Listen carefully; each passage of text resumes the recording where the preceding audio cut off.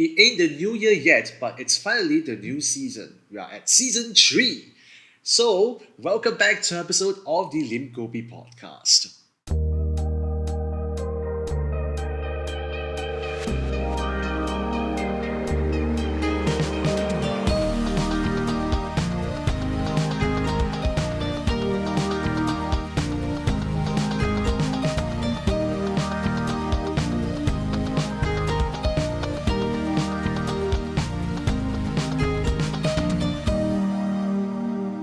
Hello, everybody. Welcome back to another episode of the Lim Kopi podcast. Finally, we are back in business for the third ever season. As you can tell, it's a different backdrop because I am in Malaysia right now, and I'm excited because this is my very first time back in Malaysia in a very long time. But we're going to talk more about that later on. But we're going to do a little bit of housekeeping at this point of time. I've already teased all of this for the past few episodes that we are going to do a little bit of a revamp. And you have already seen the very first revamp by listening to the new theme song itself. It's the old theme song, but it's just a little bit better. So I really hope you do like it. As well as if you're watching it from the YouTube version of this episode, there is the new title sequence as well. So I hope you enjoy the both of them, the theme song and the intro sequence. So, welcome back, by the way. I'm the host, Kok Hao, and for this season, we are changing up the format once again, but not in the way that you think it is. It is more of having it as a reshuffle in terms of getting like guests involved, and as well as having a different person also going alongside with me. In case you're wondering why there is an empty microphone beside me, it's mainly because I have been negotiating with this person to become my co-host for a season. I'll not say co-host, but I would say a guest co-host. And thankfully, this person has finally agreed. But we're just trying something different. Why not just have something that is more dynamic and something that it's able to drive the conversations a little bit better. Because if it's just me talking solo, it can be boring at times, and it's very hard to get the dynamics across in the episodes itself. So without further ado, we have a new co-host to introduce. So you want to come in? Hello. Hello. Hello. Hi, everybody. Hello. Maybe you want to do a simple introduction of who are you exactly? Okay. Hi, everybody. I'm Debbie. And I'm currently working as a teacher. Fantastic. So, this is as plain as the introduction we are going to go for now because we are in the coming many episodes. I think we're going to do 10, hopefully. We will see first because it's Hopefully. 11 episodes of the previous season, and actually I promised 10, but we went overshot by one. But we shall see how long can we do for the third season. So for now, I'm just going to say that maybe we're going to do 10 Okay. together. Maybe if she's Maybe. busy, then it's going to be just me, myself.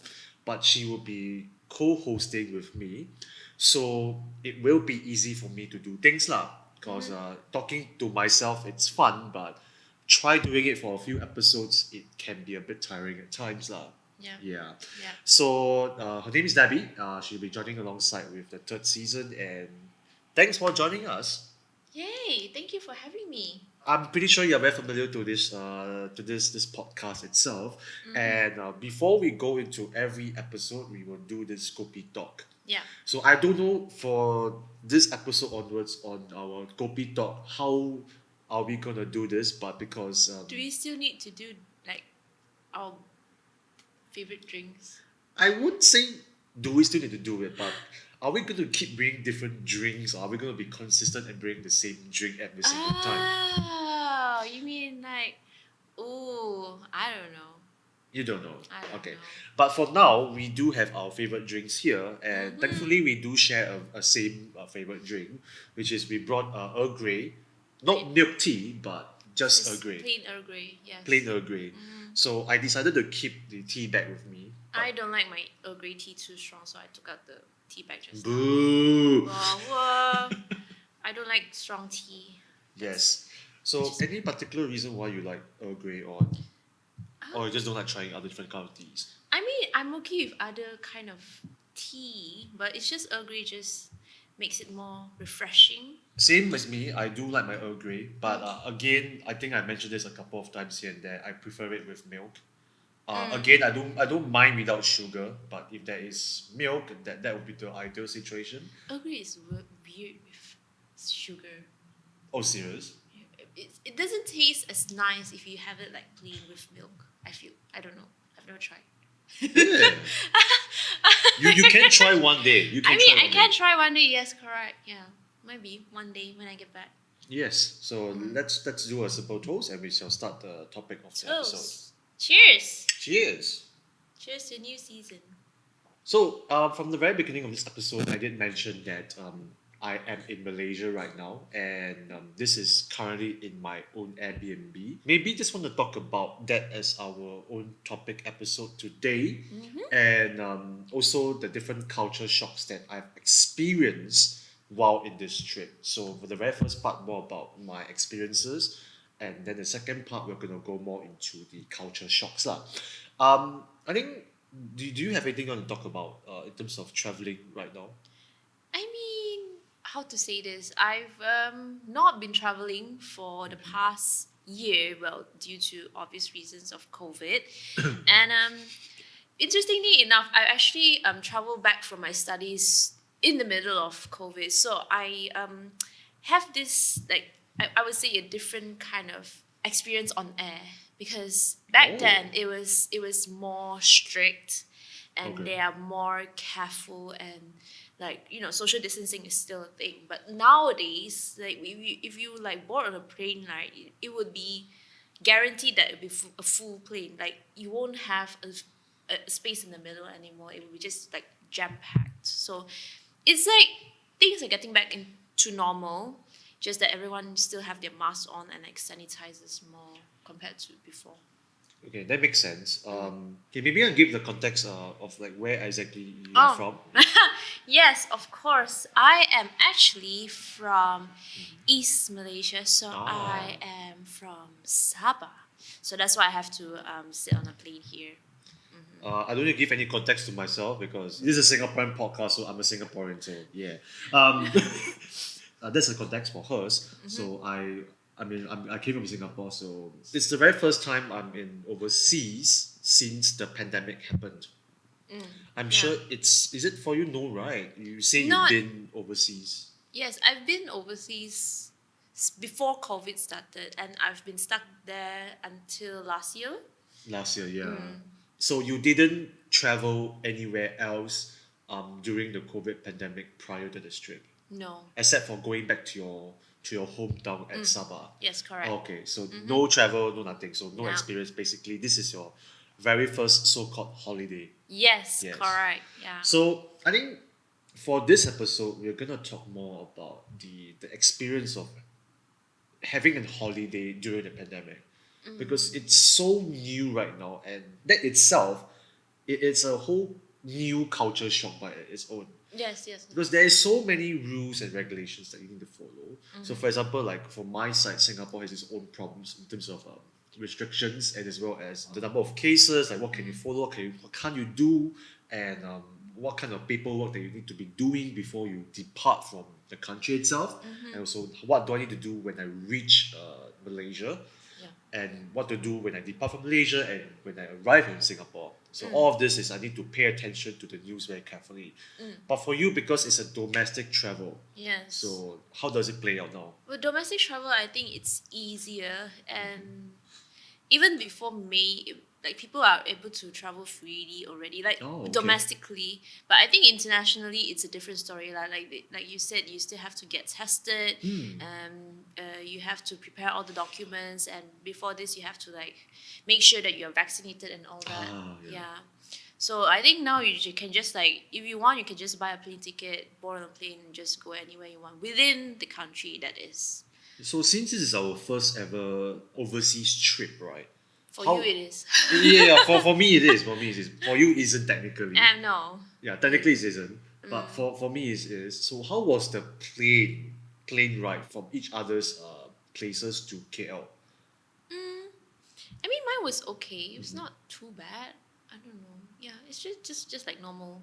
Okay. I would say it's just like normal traveling, just with masks, and like people are more aware of like distancing and all that. So how long was the travel from Sabah to KL? Surprisingly, it's 2.5 hours.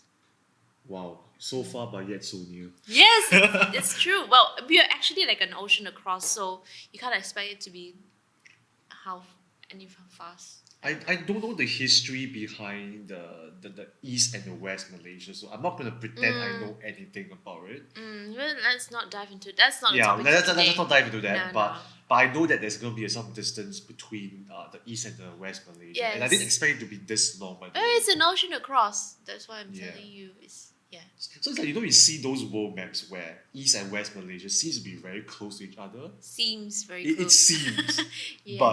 but when you put it into airplane hours, right? It's actually pretty. It's like going Singapore to maybe Indonesia or going to Vietnam or some Yeah, some yeah. cases. I think Vietnam was 3 hours if I recall correctly, because I've been to Vietnam, so I know how long it is.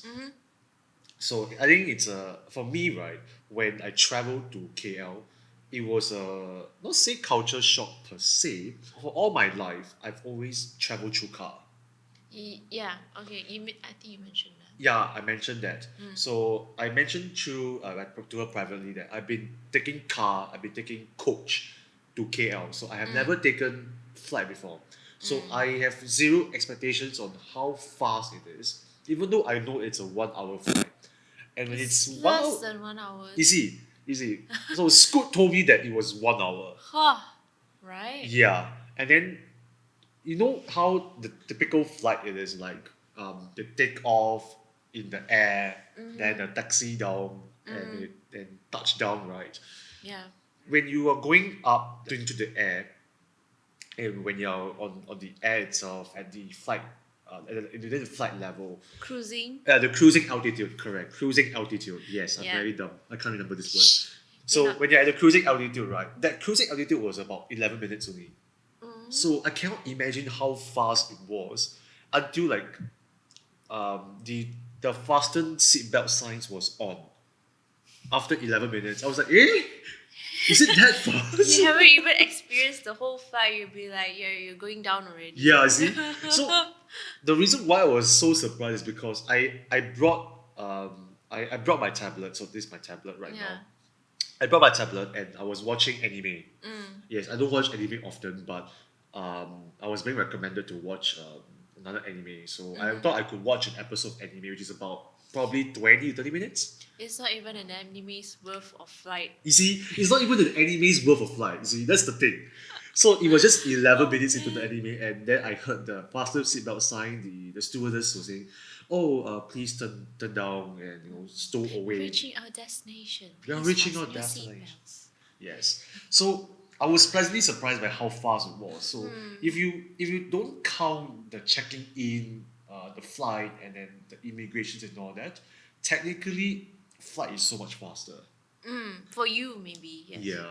But the problem is that because you have the check-in, the immigrations, the waiting, then the flight itself, and then when you go down and then there's almost immigration, waiting for the bag and everything, it technically could be even longer.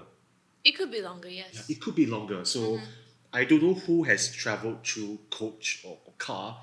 It's been a while for me, so I can't remember how long it is. But I know it's about 4 to 5 hours of Probably travel. very long. Yeah, it's probably very You mean long. all the way from Singapore to KL? Yeah, Singapore, KL, yeah. Probably very long. Yeah, so I can't remember, so forgive me on that. Don't add me on this. But that's all I remember from that. But this is my first ever solo trip. Have you done any solo trips before? I mean, I've traveled overseas like on my own. Like when I went to study, I actually traveled out on my own. Like no one was accompanying me, so I did everything by myself. You know, I do feel like I'm a chicken out of water. Ooh, well. It's chicken out of water, no, that's the wrong way of saying. Wrong way of saying it. I feel like I'm a fish out of water. Correct, fish out of water. So Chicken out of water. sorry, my brain just cannot think. So yes, I feel like I'm a fish out of water. So I did You're not just not used to it, maybe. correct. Yeah, because you're not used to traveling, and then you're not even used to traveling on your. I mean, you travel on your own when you are in your country. but not like outside. That's, And that's not like that's different because Singapore is so damn small. You go from each point, like it's just like 1 hour, and you don't need to be accompanied by anybody. What? Not like Malaysia where it's so big. Technically, you can do a solo well, trip in some sense. yes, you Yeah, can. but you can't do it in Singapore. Like, where can you go? You can't run away from it. I go from Woodlands to Sentosa. That's my solo trip. No, that doesn't count. That doesn't count. That's just called Uh, traveling. Yes. Yeah, so that's why there's no domestic travel in Singapore. There's isn't. We only have Sorry. staycations, unfortunately. So that's it. But yes, it's my first ever solo trip, and it's very difficult for me to plan because I'm an overthinker. She knows it perfectly fine because I always keep asking her, what do I need to prepare before coming here? She tell me a whole bunch of things. The next day, I'll ask her the same question again, and she'll repeat the same lines again. And Yes. imagine with the ever-changing news of COVID easing restrictions and all that, because for both sides, for Singapore and Malaysia, we are easing the restrictions already. So for Singapore, we have our mask off. For Malaysia, we have our mask off. Singapore is just slightly earlier, but yes. Malaysia was just copying us. Not copying. Sorry, that's the wrong Ooh. word. Maybe just following ahead, Following. following behind by us. And then when I come by, it's basically pretty much the same restrictions. I would Yeah, say. well, you were very fortunate, like because you came like early May, so that's when like the restrictions are starting to like loosen up already. It was almost close to pre-COVID, I would say. Yeah. Yeah, it's Yeah. almost like during the final few days slash 1 week before lockdowns. I would say this is how I would describe this current restrictions right now. Maybe. Yeah. Yeah, so like everybody just be like, no wear mask because they're very scared. Now it's like you have to wear mask, but it's mandatory when it's in indoors. Outdoors is like you can You don't want, you wear. want, you don't want, you don't want, lor. You get COVID, your own problem lah. Basically, that's what they're trying to say. So, but in indoors, it's still mandatory for both countries. So I'm very glad that it's quite mirrored in terms of restrictions. I don't need to follow too much for the tracing app in not just in Singapore but as well as in Malaysia. Whereas a foreigner going to Malaysia, it's so damn easy. So I don't need to navigate too much in terms of the application. You basically just have to use the app to like register your vaccination to show that you are vaccinated, and that's Yeah. it. You just have to like. That was the risk status, right? Yes, the Yeah, risk that was the risk status. So I've been in a couple of malls here and there. Only I think malls so far only check those. Yeah. Yeah. But restaurants seems to be pretty relaxed. I haven't been to any restaurants that Have or you at been least to outside cafes or restaurant? whatever. Oh yeah, you did. Got me? Yes, got. Like a out. It's like a shop lot, and then you just go inside. No, I'm talking about restaurants and cafes. So far though they don't No, check. they don't check anymore. Yeah, they don't check think just- anymore, They yeah. just like. But so far it's been like places of attraction slash shopping malls. So those the two locations I've been that requires the re-statuses. Yeah, so that's the thing that I've been a bit more careful lah. I have to prepare my phone just like in Singapore. I have to prepare my phone for the tracing app as well. So that was one thing that I am still kind of getting used to it because it's a bit of like experiencing Malaysian culture in some sense. Yeah. That's I how think I you would. could say that. Yeah, I'm putting it this way because it's a bit like experiencing the slice of life of every Malaysian out there lah. And it's just interesting to be blending in. I mean, your first time will be you look like a foreigner, of course, but when you're getting used to it, it's like I'm just going everywhere I want to go. Yeah. Yeah. Correct. So yes, so that's the initial struggles in terms of planning wise because I think there's just so many things to plan because you have to know the respective restrictions for each country. And back then, right, before both countries announced that no, you don't need to do COVID tests anymore. For pre-departure, even arrival, don't need to do anymore. Yeah, And things were more complicated before. yeah, it was way more complicated. So I was sharing with a couple of my friends and also you that I have to do the pre-departure test and it was so damn complicated. And I feel that was really a big deterrent to go overseas. Yes. So in Singapore, right, there was a news article that I read that 500,000 travelers from Singapore traveled to. I think they did from the land checkpoint, so I might have to do an editor's note there. They traveled through the land checkpoints during the Hari Raya weekend, and it was a 4 days weekend for Singaporeans lah. So 500,000. So you can imagine how travel deprived Singaporeans are. I'm not sure for Malaysians, but for Singaporeans we are very travel deprived. So that itself, like, if the pre-departure test was being put in place, I can guarantee with you the numbers will drop very easily. Yes, because you have to pay a lot to get tested, and it's not like only once. You have to do it twice. Once before you depart, and once before you come back to your country. Yeah, you have to do the chuchuk. Yeah. Chucho. You guys call it chuchuk, right? Do I call it chucho? I don't know. Maybe. Okay, but yeah, you can think like, I don't know. Your putting nose poked. Nose poked, yeah. So that's not only expensive, but it's also unpleasant. But now that everything is all opening up, it's just easy to go overseas. But it depends on which country I'm going exactly. So I was in the airport. Like, some countries still require you to do COVID tests. So not all. It's still pretty open lah. Yeah. So I think other than that, when I first touched down to KL, right? Yeah, talk about that. Yeah, talk about that. So I haven't been to KL in a very long time, you know. You have, especially not a KL airport. Yes. Yes, I haven't been into a KL airport before. So it was different because Singapore airport, Very. it's good. But not saying that KL airport is bad. It's just that I was lost there. You almost got lost. Yes, I was very lost there. You know how you have to go to the e-hailing just to take for the Grab? Or I don't know what is it called for You other have countries. to mention like which airport you're at. Was it? KLIA 2. I was in the second terminal. You're Yeah. in another airport, the budget airport. It's called budget or not? Oh, it's like budget planes usually stop there, and then the other one is KLIA. So that's a more fancier one. Yes. Oh man. Yes. If you take Singapore Airlines, you're probably at KLIA, but because you Ah. took Scoot, so it's more like I would say it's budgeted airline. So budgeted airlines usually they will stop at KLIA 2. But okay. To be fair, Scoot is it is a budget airline, but it's part of Singapore Airlines. In case if you didn't know this, yeah. So it's still part of Singapore Airlines, but I didn't expect myself to be in the KLIA 2, and I didn't know about what to expect when I arrived there. So I was booking the ride through Grab, and I was very confident while walking on the airport and everything.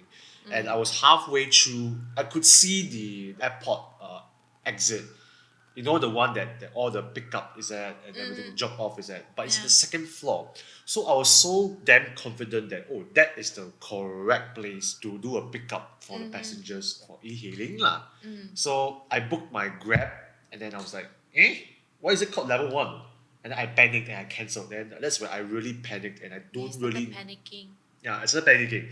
So I don't know where was the e-hailing, and there was a huge pillar there, but it wasn't obvious. I feel like, because I'm a bit like a navigation noob, I didn't really understood where was the navigation for the e-hailing, and it was pointing down, like the arrow down. It wasn't pointing in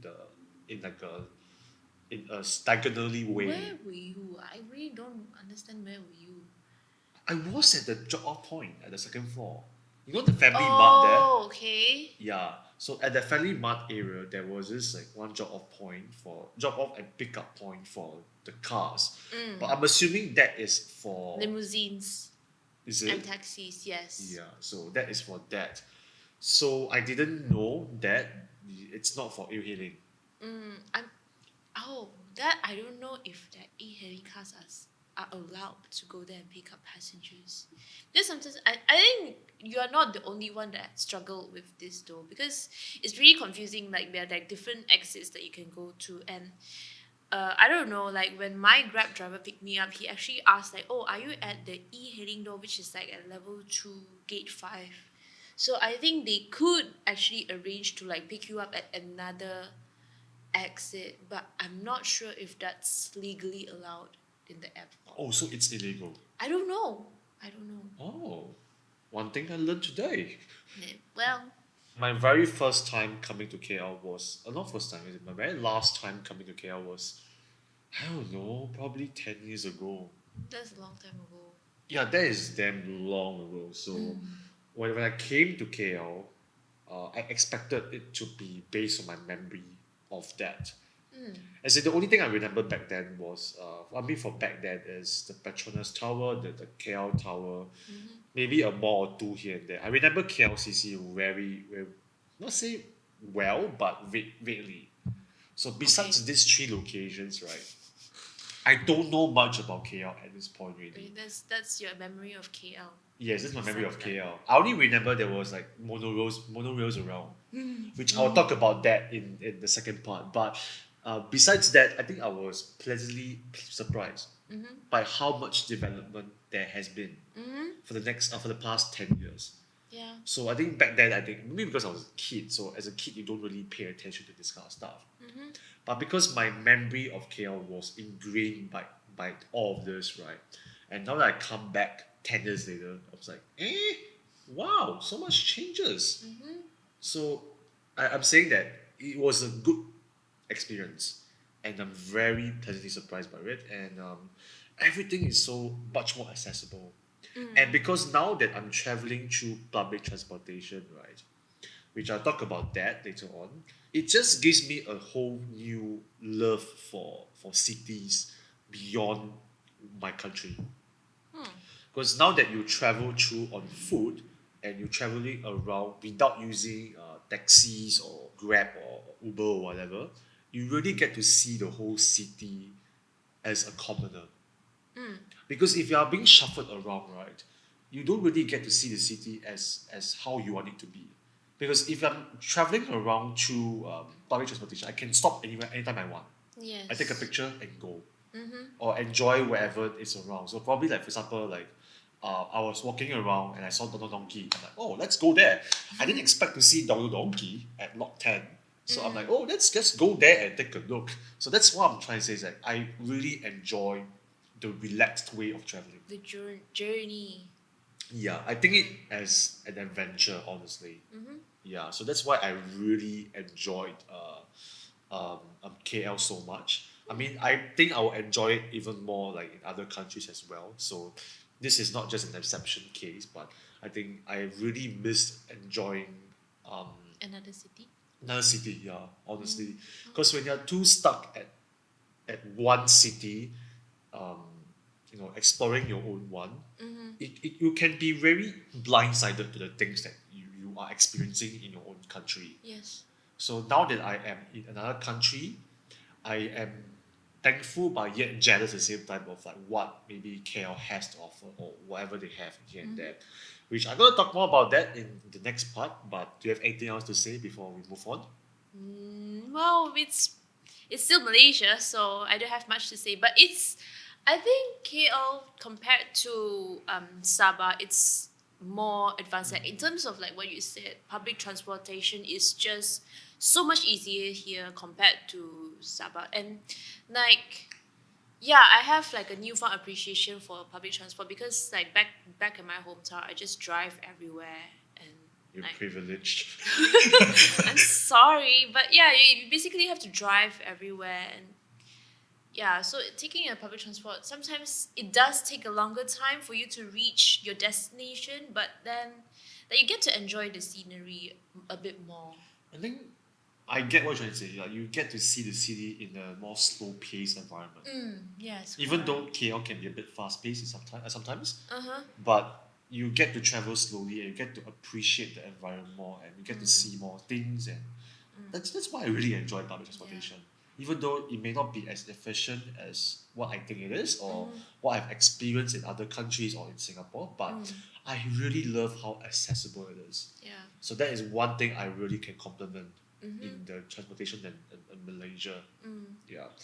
So I think we probably have to pause it here, and we're gonna go for a quick break, quick toilet break, cause we have bladders. We drink too much of this, we need to go to the other one. Yes, definitely. So we just go for a quick toilet break, and we will resume our second part, which will talk more about the culture shocks. And I think you can clarify most of it most of your culture shocks. Yes. You're gonna talk Not more. me. Please talk more. I'm not gonna be the only one talking about my own I, culture. I enjoy listening to what you're shocked about. Yes. So let's get into that, and I'll see you guys in the next part.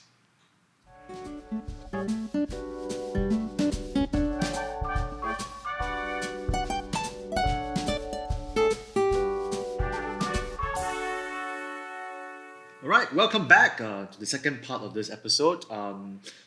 We took a quick break about this, so we did talk about our experiences traveling overseas for the very first time since the pandemic happened. I think we got a lot of good points. So now it's more for her to shine, where she will address my culture shocks, and also Oh, yeah, I think there is so many for me because I think being a Singaporean, like you get to see so much things beyond what we have as a bubble of this of that country. So to be thrown like a fish out of water in a different country, it's like you get to see so many things that Singapore doesn't really offer. really? Yeah. So one of example is chewing gum. We don't have that. Yeah. Yeah. So I think for me, I don't eat chewing gum a lot. Because you can't eat chewing gum anyway. I mean, we used to have chewing gum. Yes. I mean, you can have. I don't know the actual thing, so we probably have an editor's note there. I think you can get prescriptions for chewing gum. If I'm not wrong. If I'm not wrong, I have to do research on that. Like nicotine gums? Yeah, nicotine gums, correct. So nicotine gums is one of them, but that's only where you can go. You can't eat like flavored. You can't chew on. You can't casually like just chew a gum and walk around. No. You just can't get like a convenience store chewing gum, that kind of stuff. So that's not allowed. And because like I think there was a little problem for chewing gum Yes. in Singapore. Chewing gums are not pleasant when it's thrown around simply. Yes. And it can cause a huge problem. So what kind of problems can it be? It's like because chewing gum is like a sticky thing, and if people just like stick it under wherever Oh or like no, throw that's it on the gross. yes, I think some people do that. They just like they finish and then they just like Ugh. put it anywhere. So Oh. people when they touch it, they'll be like, ew, what's this? I think Singapore realized the problem, so they like ban. We are a Chewing fine gum. city. You're a fine. Shh, that's not. Yes, it's a fine city. Anyway, but yeah. But I don't know. Do people still chew gums nowadays? I personally don't. I don't either. I don't get excited chewing gum in Malaysia. But as a You kid, should have tried though. I mean, I've done it a lot when I was a kid. and Okay. You know the chewing gum and the bubble gum. So you can't treat it you can't treat chewing gum as Like a a bubble bubble gum, gum. but Yes, you can. correct. Just that it won't be pleasant. No. But the bubble gum is not meant for chewing. It's meant for. I mean, it's chewing for a bit, but it's meant for bubbles. So, Yes. So it's like they work interchangeably, but they have different purposes and different flavors also. So it's like chewing gum. I think is more like for the flavor, but the bubble gum is more plain. I would say. Yes, it's more for playing. Like Yeah, it's more plain. It's like pop. I never. And it really is too big. Like boom. I never enjoy bubble gum, and I never get the appeal of bubble gums also. Oh, I think man. I've tried once or twice. Then I like, can't blow. Then I'm like, don't like. Yeah, but it's good as a distraction technique, I feel, for chewing gum at least. If you have troubles with like I don't know, what kind of troubles will you like?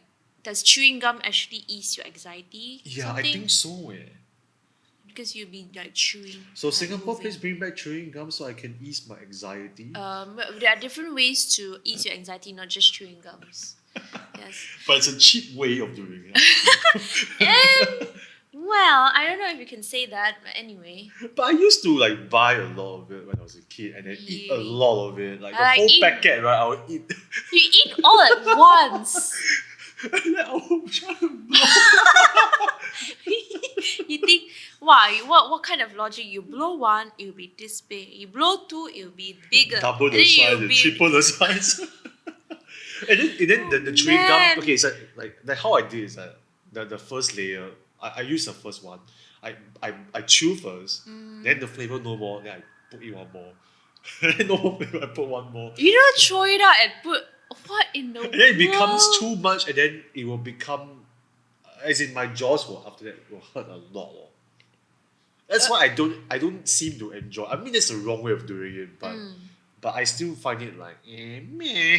You know, speaking of chewing gums, have you ever tried swallowing a chewing gum? I probably might have done that when I was a kid. I mean, as a kid, you just being a kid, so you don't really Yes. know what you're doing. Oh man. I think I was out of curiosity that I tried to swallow a gum. Like people always say, like, no, you can't. You have to spit out the chewing gum after you finish it. You can't swallow it. And I'm like, what would actually happen if I swallow a chewing gum? So I just tried. You know what? Your whole stomach become a inflatable balloon. No, nothing happened. You probably just digest. I mean, it's Yeah. digestible. You see. It is digestible, but it just takes a long time to digest because it's like It's elastic. yes. Yeah. And I don't know how reactive it is. I mean, it can be dissolved by just being chewing it a lot. The flavor will dissolve, but not the gum itself. It can right? be. Can? I've eaten it before that it dissolved. What? That's why you have to throw away already, honestly. Ugh. Yeah. That's when you know that you've been chewing on the chewing gum for too long. It's starting Yeah. to degrade. Starting to degrade. Disintegrate. Yes. So Okay. I think another one that I was very pleasantly surprised, or at least not. I mean, it depends on the context of it. Is that I really started to appreciate immigration clearance a lot. Yeah. Right? So this is not Malaysia specific, so I'm not bashing on immigrations in Malaysia, but I think for Singapore it's so much convenient to do immigrations. So it's literally just scanning your passport the biometric way, and then place your passport. doing your the thumbprint or the iris, right, and you call it a day. Yeah, so I almost forgotten that we need to do stamping for passports. So I almost forgotten until that I need to pass to the immigration counter to do the chopping of stamps, and then I have to check the visa that I have to check the visa that it's the date that I'm coming, and it's valid for 30 days. So by the time I come out, then it's the correct date. So I totally almost forgot about this until I Wait, read. you didn't take out your passport when you were in the immigration? I did. Just Okay. that when I was reading through articles of like, if you want to travel to like Malaysia, you just remember to check the dates. I was like, oh yeah, we need to do the chopping of passports. So I think this is something that I kind of taken it for granted in terms of the convenience of it.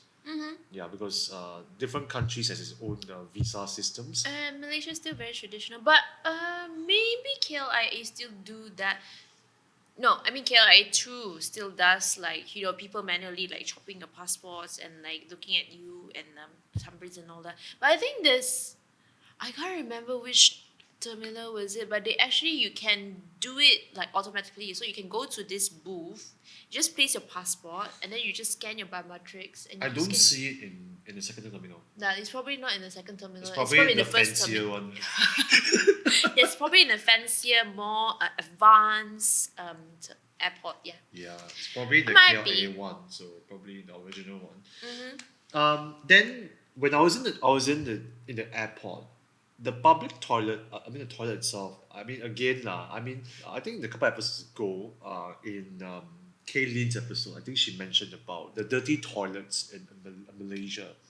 So I mean Singapore do have its own fair share of dirty toilets, but I think because we do take our cleanliness for granted as well. Same as drinking water, so we can't drink water in any other countries from the tap. So in Singapore, you can just literally just go to a normal simple tap, unless it's very dirty tap. That's a different story. But you can just go to any taps, and even the hotel rooms just take. Not If it's a shopping mall, just take. It's okay, no problem. not in Malaysia. But in Malaysia, you can't do that. No. And the toilets may not be the most cleaner sometimes. Really? As in, I'm talking about in Malaysia lah. So in the train station, I see that the toilet was a bit dirty, but I'm fine with it. I can live with it, honestly. It's not the most like the top level It's not hygienic, top but notch, it's not not. like home. It's clean enough to, you know, you can still go and do your business. Yeah, it's still accessible, I would say. It could be worse. That's what I'm trying to Yes. say.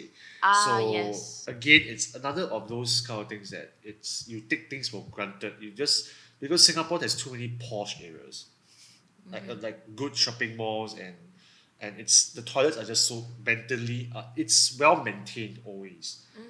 I don't know how well maintained the toilets are in public toilets in Malaysia.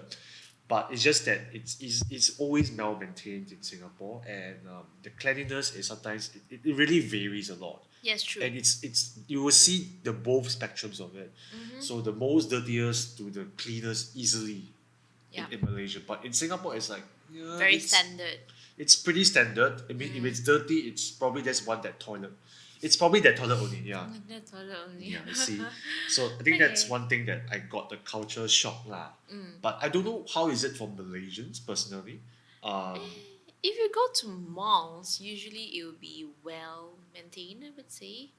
But then, like, yeah, if you say like public toilets, if you just walk outside and you see like there's this like toilet, people don't usually go to those lah. Because, yeah, you never know how well maintained it is. Yeah. So they always say in Malaysia, just go to the hotel toilet, go to the I'm shopping not mall sure if toilet. you're still allowed to do that, but yes, shopping mall toilets, yeah, you can still go to them. Yeah. So again, I'm not bashing up. I'm just saying that taking things for granted. I feel I always have to keep remembering that. Yeah, the toilets may not be the best in cleanliness, but Singapore is a better it's place. move to Singapore. Wow. I don't know. I don't know, I- but again, it's taking things for granted. So that's what I'm trying to say. Okay, this is the biggest culture shock that I felt in Malaysia. I explained this context first. You're confused since the first day. Yes, since the very first day, I'm really confused. Really. So maybe because I was young, so I don't really I don't really see it as a problem. But now that I'm traveling alone, I see it's a problem now. So in Singapore, buildings are very consistently named in terms of floors. We have B1, B2, B3, which is the basement 1, basement 2, basement 3. So the negative floors, as we call it. So the positive floors, which is the floor 1, 2, 3, 4, 5. So floor 1 usually is the ground floor. Then floor 2 onwards is basically elevated from floor 1. So it's floor 2, So on and floor so 3, forth. floor 5, until basically, maybe you're going to call the special, like the floor at the very top is called rooftop or something. Okay. There's nothing wrong with it. That is Yeah. pretty self-explanatory. But in Malaysia, or I don't know, in other countries that has this system, goodness me, I got 2 laws to the point that I'm like, where's where? What is So- what? You got the B1, B2, B3, which is the standard one. The basement. Yeah, the yes. basement. That's the negative. consistent thing now. You go there will be negative. I mean, that's okay, the reason why I'm saying negative is because it's understandably Underground. underground. So that's I call it the negative floors. Then you have the lower ground, which is LG, and then you have the upper ground, and then no, is it G first? Ground is it? No, lower ground, upper ground. Yeah. So lower ground, upper ground. Then you have the floors, and sometimes some of the lower ground or the upper ground, yes, lower ground 1, lower ground 2, ground, upper ground 1, upper ground 2, then the floors. Yeah, usually it will be just like upper ground. There will be upper ground 1 or 2. But We have it in the shopping mall nearby. really? We have a UG1, UG2. You can Oh. see later. Okay. I'm pretty sure there is. So Oh. so then Didn't then realise. the question is like, why is it so damn complicated? And then some of the floors they have floor 1A, 1B or something or that. Then, Yeah. it get more and more confusing for upper floors and everything. So then the better question is like, how do you explain this to me?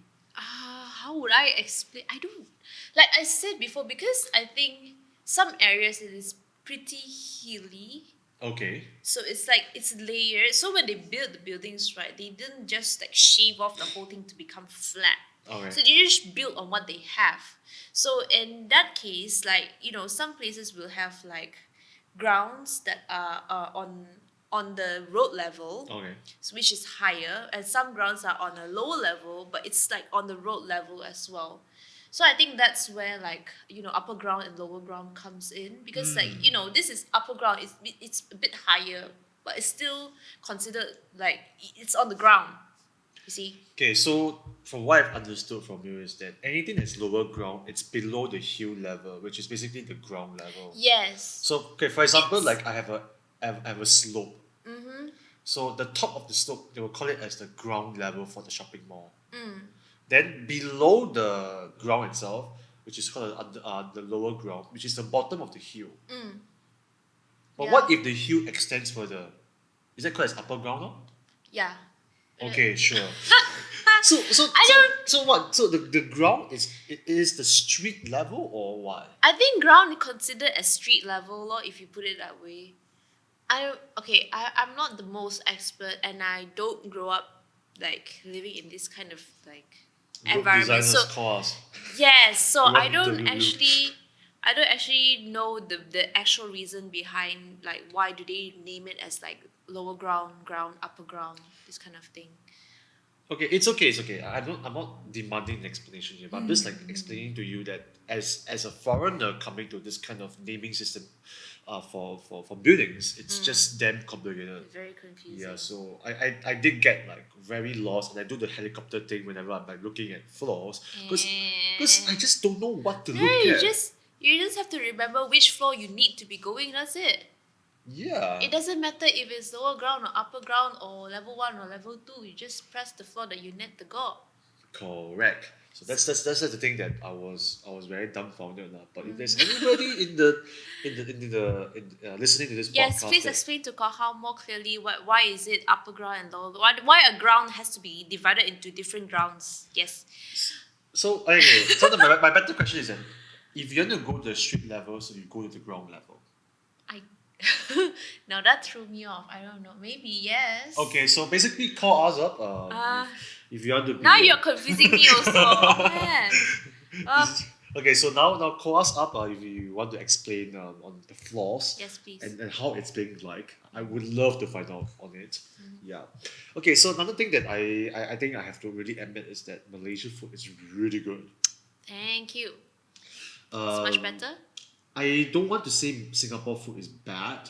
I want to say that Singapore food can be a bit on the lesser side of the variety. So that's how I would say it lah. Because Okay. I think maybe because I'm a bit sick of Singaporean food, or maybe because I'm so blindsided by the different choices of varieties around Singapore. But when I come over to KL, at least, I mean that's where I am right now. The food choices just expands like crazy. Not just from the Chinese food, the Malay food, the Indian food, but they also have different kinds of foods from different cultures as well. So just like how Singapore is a cosmopolitan city, but in Malaysia, it's I mean for KL at least, it's also a melting pot of cultures as well. It is. Yeah. So I expected way more in terms of variety of food, and it delivered well. So maybe you want I forgot the names of the food I've eaten, but I've eaten What have you eaten? Hammi is one of them, right? Is it- Pan mi? No, pan I know Ban pan mi. mi. Pan mi is just pan mian in Singapore. Yes. But I've tried han mi, right? What han mi? Halal mi, right? Hai lam mi. Hailan mi, yes. Hailan. I'm sorry. Yes, I tried Hai lam mi. I tried halal mi. Yes, it's made Hainan mian lah. Yes, and I've tried What else did you try? nasi kadang. Nasi kandar. Kada, yeah, nasi kada. I'll talk about that later on. Nasi kandar. Yes, and what else have I tried? What I other special stuff you tried? What I think have you besides eaten? some restaurants here and there, but this is the few more special ones I've tried lah. Tried the toast, like tried like Pork chop. Oh, the pork chop, yes, that was so good. I tried kway teow as well. I tried the fish, some like fishball noodle soup as well. Fishball noodle. From I think from your sister, right? Oh yeah, okay, yeah. Yeah, so the soup was interesting. Yeah, but that was one of the not so nice ones lah. But I think most of the food are pretty good. Pretty good. We brought you to good places. We don't bring you to bad Yeah. places, except for the That that- Penang food, which I'm Oh, not in man. Penang. That's just the thing, you see. Then also the pastries was not bad as well. The pork bun. Yeah. I think the egg tart that I think you guys tried was pretty good as well. Yeah, looks very good. And then what yeah. else? I think the drinks was really exceptionally good as well. Drinks, yes. I think Yo the- yo tau fu fa. Yes, so the beancurd that I tried, yes, I bought it in the bland side because I Yes. just want something that cleanses my So palate. bland. I wanted to cleanse my palate from eating too much Good sweet food. drinks and Too much good food. Yeah, too much good food basically. So yes, food is good. That is a good thing that I can admit right now. But lassi kada, kadang right? Kandar. Kanda. So lassi kanda, yes, this is one thing that I am very surprised by. That is because, yes, it's like Cai fan lah, it's chai fan, but Malay style. Yeah. mamak version. Mamak version, yes, mamak version. So, don't mind me saying all of this. I just find that it's okay because partly we went to a food court. It's not Yeah, authentic enough. yes. So that's the first problem. The first biggest issue I was eating that already. But because I needed my veggie fix, so I just went there for the sake of the vegetables and maybe just to eat a meat or something. So I just want my cai fan fix in a way lah. Yeah. My nasi padang fix. We call it nasi padang by the way in Singapore. But I was eating it. I got two veg. One meat. It was a big chicken leg itself. Yep. I thought it was sweet and sour by the sambal one, but nothing wrong with it. But the problem is that it's super cold. It's very cold. You taste it yourself. I think the other people try it yourself.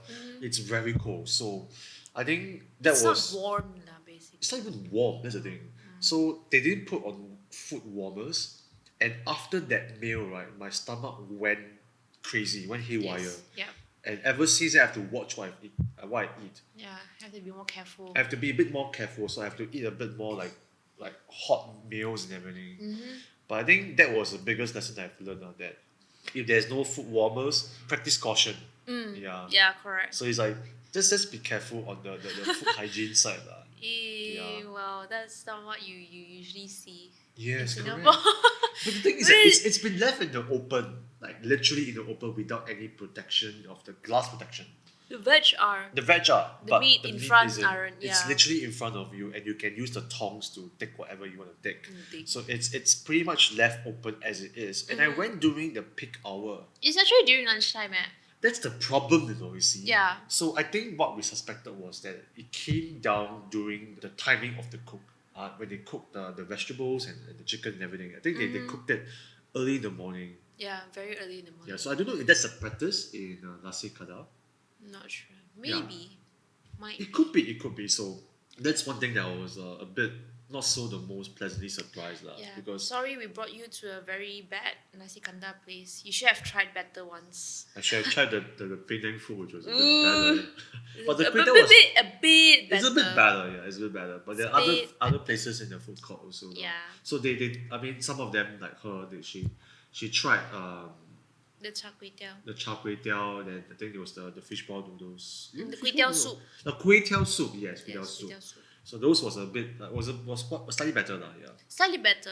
Won't say the best. It's Yeah. slightly better. Can be better. Yes. But correct. again, like I said, not bashing up or anything. I just think that the food in Malaysia is so much better than in Singapore. So that's just one thing to be very thankful that you have so much options and you just eat. I won't be surprised I come back to Singapore 5 kg more heavier. You might just balance it off because you walk a lot here also. Oh yeah, I walked a lot. You walk. And that comes to drinking water as well. So it's like because you walk a lot, you need to drink a lot of water. Yeah. But again, like I said, you can't drink from tap waters. No. You have to buy bottled water a lot. But because we stay in an Airbnb that doesn't provide fresh supply of water, so we had to buy our own drinking water, like mineral water. I mean, there is a kettle. Just that I personally won't want to boil tap water and drink it. I don't know for you. maybe that contributed to my diarrheas. Maybe. Maybe. We But don't know. I'm just putting out there. So it could be the food, it could be the water. But I think it's a mixture of both. Because you guys seem to be doing fine You're without fine. without the drinking water. Yeah. You guys have just been drinking the bottled water and you guys have been surviving well. But I've been drinking the kettle water. Told you shouldn't have drunk the water like that. It's not clean. It's not clean, but I mean, I think it's... Maybe you just used to Singapore water. Yes, maybe I do use the same water. Maybe I could have double boiled it. Yeah. Yeah, maybe it might work from there. I don't know. So Shouldn't be I double. think the last thing that I am very pleasantly surprised by KL is, again, I've mentioned it from the very first part, which is the public transportation. The public. Public transportation. So as a Singaporean, taking it into the transportation, right? Yes, it has its downsides, but yes, it has a lot of plus sides.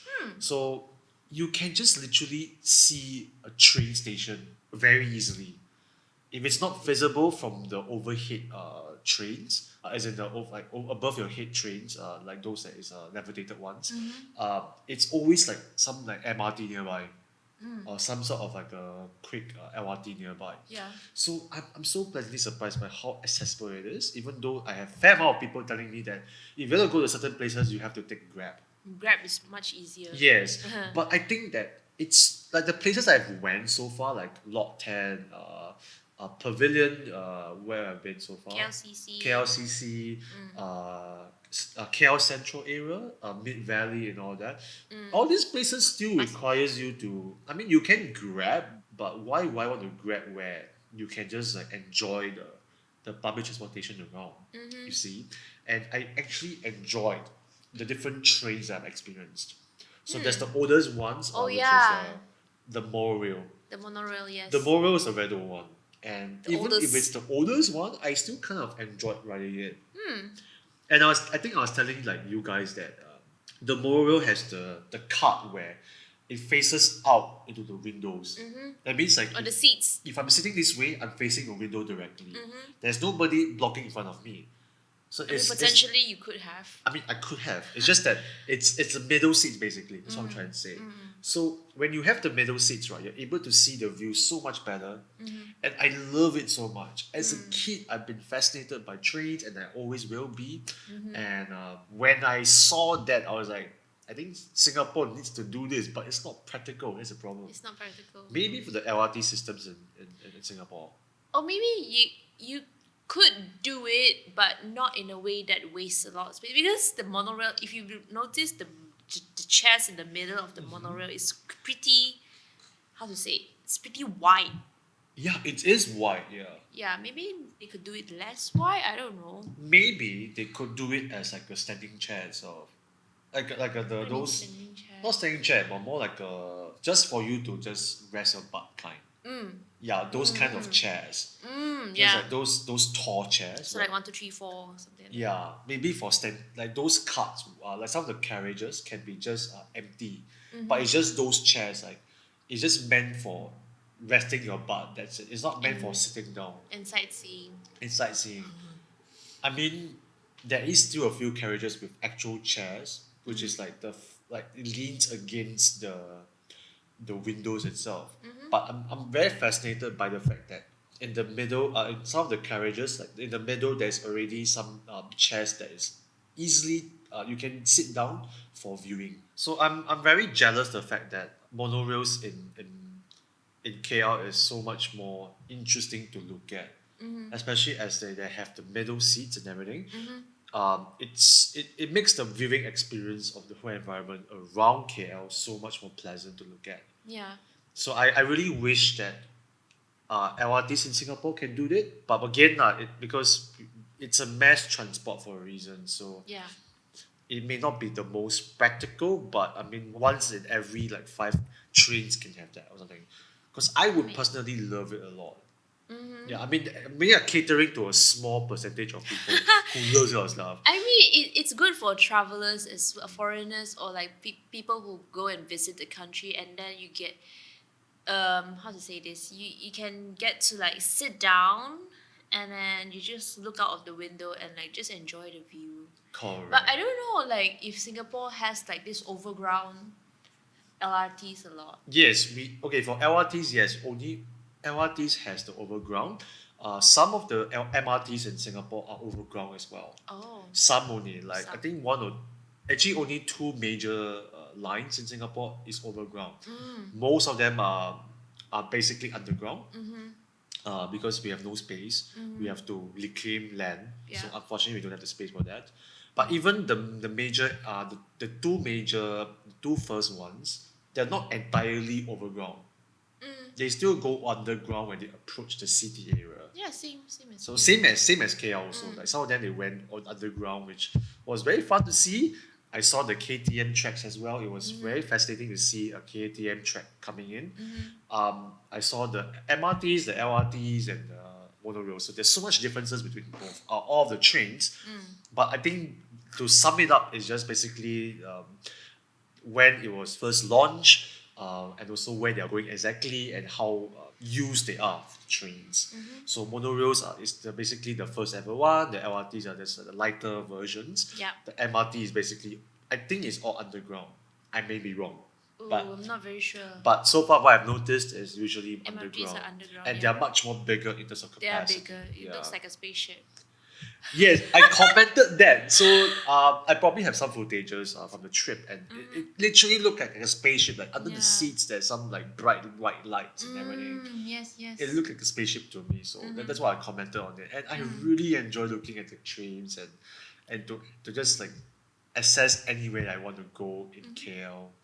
So that's why I'm very thankful to be in KL. Lah. I really get to see so much more things, and I would definitely visit when I have the opportunity in the future. Sure. How about you? Do you have any like quick one or two culture shocks that you want to share? Not really. Mm. I think it's just I don't know. I kind of enjoy looking at taller, more modern buildings here. Because in Sabah, it's just more like nature houses. I'm sure, yeah. Not a lot of like skyscraper buildings. So I think that's I won't say it's a culture shock. It's just like it's a very different view that I usually get to see back at home. Anything else? I think another thing is the language. I Oh. would say because like we speak different kinds of Malay. Like the accent is different. Like a Sabahan Malay accent is different compared to like a Western Malay accent. So I think that needs adjusting for me a bit. But is it really different or it's just a slight accent? It's just change? like when they say pergi mana or go where pergi mana, they will say pergi mana. Oh. Yeah. I'm just going to Berapa? pretend understand this, but Well, I don't think any of your maybe some of your audiences would understand, but most of your audiences won't. Anyway, but yeah, they have like this different ending sounds instead of ending with a sound, right? They use e sound.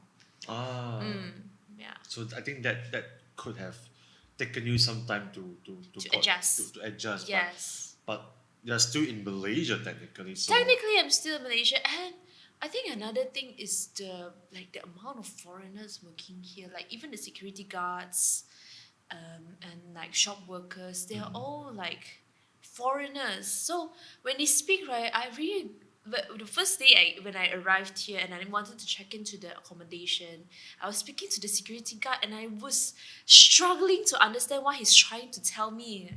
It took me like huh? wait, I don't- is the guard speaking in BM first? That's why I don't know. It might be Oh. speaking in BM, it might be speaking in English. I don't. Yeah, that's why it took me some time. I think he's speaking in Malay mixed BM, something like that. Basically rojak lah. Yes. Aish. Yeah. It's like I don't understand you at all. Yeah. So that was At the end, the See, day, Malaysians still struggle, even in Malaysia. I mean, in but- KL lah, maybe. but there's some quirks about it lah. I would still say, and I think the culture shock that I experience is not say less, but I say it's more easily adjustable. Yes, it's easily as adjustable. compared to like me being in Malaysia, I'm like, what the heck is going on here? Yes. So like I say, to travel during the pandemic is a blessing. It's Yes. something that I think not a lot of people can actually afford it because it's still expensive to travel. There's a lot of things that you have to pay attention to. But now that with the travel restrictions are much more open, there are so many things that you can actually do now. So Malaysia is one of them. So any Singaporeans are travel deprived, please come over to Malaysia, support their economy. Yes. Throw money at us. Throw please. money at them. No. I think not about that. As in like I think support like each other as a like Yeah. neighbor countries lah. Yes, and there's so much more to see in Malaysia compared to. Yes, not just in KL. I didn't expect to talk more about East Malaysia as well because East Malaysia is another whole territory of things to talk about as Yes, well. correct. So probably maybe next time we'll have you to talk more about East Malaysia. You probably could travel to East Malaysia to talk about East Malaysia. Yes, then we have another episode dedicated to all the Oh man. all the culture shocks I'm experiencing there as well. And Yes. maybe I can compare a bit to Yes, you KL. can. I think you can easily compare like how is it like in KL and how is it like in Sabah. Can. Traveling wise, yeah. One day. One So day. I think we're getting a bit of we're over time now. So maybe we just end off this here. Yeah. And I'm very thankful to have you to come along to talk about so far our travel experiences. But in the then a few more episodes here and there, you'll still be seeing her around. If she's busy, then I mean it's gonna be me. But I will still pop around. yeah, she'll be popping around here and there, so she will be the constant guest for the entire season for season 3. So, but I hope to see you around. Thanks for coming by, and I will see you in the coming weeks lah. Coming episodes. Sorry, not coming weeks. Coming episodes. Sorry. Yes. Coming episodes. I'll see you more often as well lah. So, alright, we come to the end of this episode of the Lim Kopi podcast. If you want to check us out in the Lim Kopi podcast, do check out in our Instagram, YouTube, and Spotify. We're easily available there, and if you want to follow us, here is our social media accounts. Do you want to plug yours or? Oh yes. I forgot mine already. Okay. If you forget, we will just put it out there lah. Okay. We Yeah. put it out there. So if you want to follow her, she's available in the screen right now.